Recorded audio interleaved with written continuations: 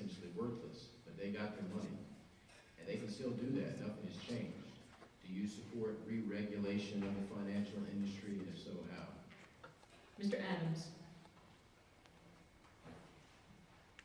Adams. Adams. I'm gonna pass on Adam for a while. Okay. Mr. Farrell? What was the question again? Essentially, do you support regulations, new regulations on the financial industry, on the banking industry that you think may prevent another economic crisis? Well, one of the things wrong with this country is people aren't saving. Okay, you cannot encourage growth without thrift. One of the problems with Bush's stimulus was he told everybody to buy. When there's a book written by Pete Peterson called Running on Empty, he tried to warn us about all this. And when you put money in a savings account, it counts as part of the national wealth. It's factored into other computer models that determine the rate from which you can borrow other countries, your interest rate. It determines a whole bunch of different, it affects everything. But there's nothing wrong with saving. The only reason I think it counts as part of national wealth is because FDR took the savings accounts during the Depression. But it does. Savings count as part of the national wealth.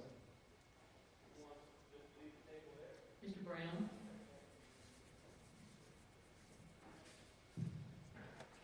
If a lot of these banks could pay the money back as quick as they did, I think that there must have been some fraud or something somewhere down the road.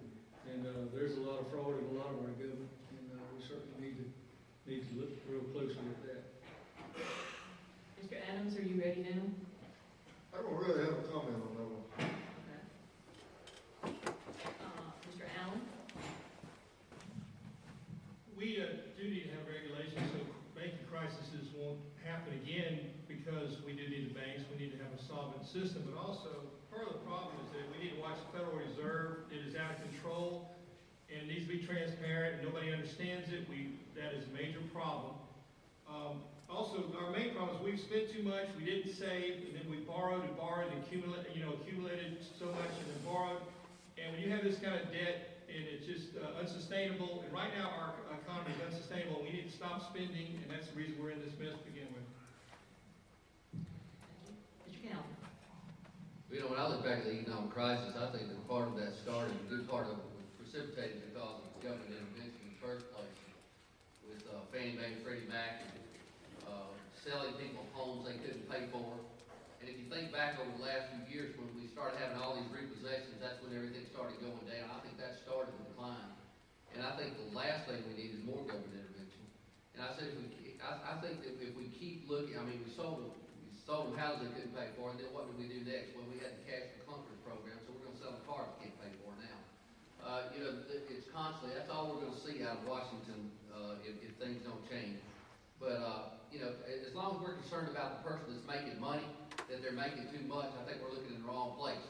Because they're the ones that starts businesses, that businesses spawn little businesses off of, and people start making enough money to get out on their own. And that's what the American dream is all about, is working hard, making what you can, and not having somebody